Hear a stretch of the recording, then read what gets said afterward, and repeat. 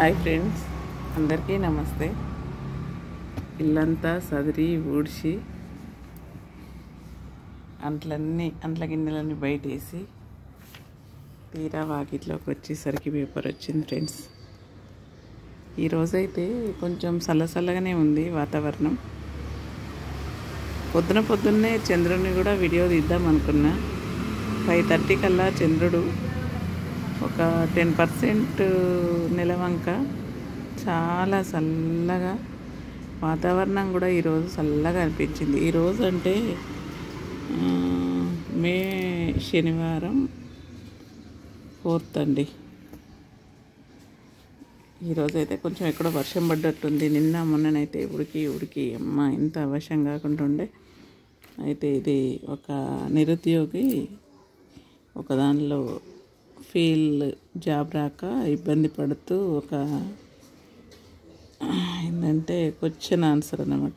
ఆయన ఏమంటుండంటే, మాది చాలా పేద కుటుంబం, అయినా కన్నా వాళ్ళు తాహతకి మించి ఫీజులు చెల్లించి నన్ను చదివించారు. నాకు మంచి ఉద్యోగం వస్తుందని ఎన్నో ఆశలు పెట్టుకున్నారు, కానీ నేను అరకొర మార్కులతోనే పాస్ అయ్యా. సివిల్స్ గ్రూప్ ఫలితాల విజేతలు వార్తలు చదివి పుస్తకం పట్టుకోవడం, కొద్ది రోజులు కాగానే నిర్లిప్తంగా ఉండిపోవడం, ఇదే నా వరుస. చెడు అలవాట్లు ఏమీ లేవు. జాబ్ సాధించడం నా వల్ల కావడం లేదు. కన్న వాళ్ళ ఆశల్ని వమ్ము చేస్తున్నాననే బాధ వేధిస్తోంది. నా వయసు 26. ఒక అబ్బాయి వేదన. అయితే జవాబు ఏంటంటే, మీ వయసు మరీ ఎక్కువేం కాదు, నిరాశ చెందాల్సిన పని లేదు. సాధారణ కలలకు లక్ష్యాలకు మధ్య చాలా తేడా ఉంటుంది. కలలు అందరూ కంటారు, కానీ వాటిని సాధించాలి అంటే కృషి, పట్టుదల అవసరం. జీవితంలో మనం ఏదైనా సాధించాలి అంటే బలీయమైన సంకల్పం, దానికి తోడు క్రమశిక్షణ, ప్రణాళిక ఉండాలి. వైఫల్యాలు ఎదురైనా పట్టు వదలకుండా ముందుకెళ్ళాలి. ఈ విషయానికి వస్తే పైన ప్రస్తావించిన లక్ష్యాలు ఏవి కనిపించడం లేదు. ఉద్యోగం సంపాదించాలి అని మాత్రమే మీ కోరిక స్ఫూర్తి ఉన్నంత మాత్రాన ఫలితం రాదు. అసలు మీకున్న నైపుణ్యాలు ఏంటో ముందు తెలుసుకోండి, దానికి తగ్గ ఉద్యోగం ప్రయత్నించండి. నైపుణ్యాలే లేకపోతే వాటిని నేర్చుకునేలా, మెరుగుపరుచుకునేలా ప్రయత్నించండి. ప్రభుత్వ ఉద్యోగాలు లక్షల మంది పోటీ పడుతుంటారు. వాటిని సాధించాలంటే స్పష్టమైన ప్రణాళిక ఉండాలి. గతంలో ఉద్యోగం సాధించిన వారి సలహా తీసుకోండి.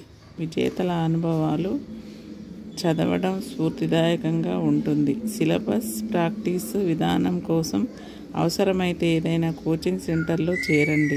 ఇది కాకుండా మీరు గిల్టీగా ఫీల్ అవుతున్నారు, బాధపడినంత మాత్రాన ప్రయోజనం ఉండదు. ఉద్యోగం సాధించినప్పుడు మీకు దక్కే గౌరవం, ప్రేమాభిమానాలు, మీ తల్లిదండ్రులు పడే సంతోషం, మీరు మీ కుటుంబ పరిస్థితి తరచూ ఊహించుకోండి. అది మీకు స్ఫూర్తిలాగా నిలుస్తుంది. సివిల్స్ సర్వీస్ అనేది దేశంలోనే కఠినమైన పరీక్ష. పోటీ తీవ్రంగా ఉంటుంది. ఆ పెద్ద లక్ష్యం చేరాలంటే చాలా ఫోకస్డ్గా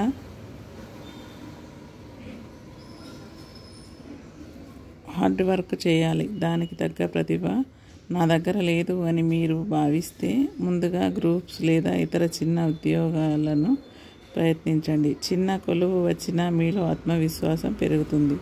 అప్పుడు చివరికి మీకు ఏది సాధించాలి అనిపిస్తే అటువైపే వెళ్ళండి. All the best.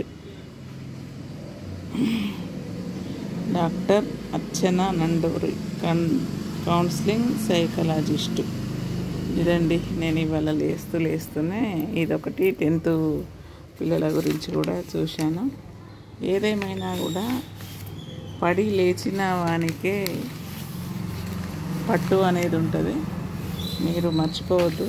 ఎవరైనా చిన్నపుచ్చుకొని ఫెయిల్ అయినామనే ఉద్దేశంతో బాధపడుతుండద్దండి. మంచిగా చదువుకొని మళ్ళీ పాస్ కండి, మళ్ళీ ఎగ్జామ్ రాసి ప్రిపేర్ అయ్యి సంతోషంగా జీవించండి. చిన్న చిన్న విషయాలకు ఇప్పుడు ఫెయిల్ అయినామని అనుకుంటే ముందు ముందు 7th ఫెయిల్ అయిన వాళ్ళు కూడా పాస్ అయ్యి మళ్ళీ పెద్ద పెద్ద జాబులు చేసిన వాళ్ళు ఉన్నారు. ఆల్ ది బెస్ట్ అండి.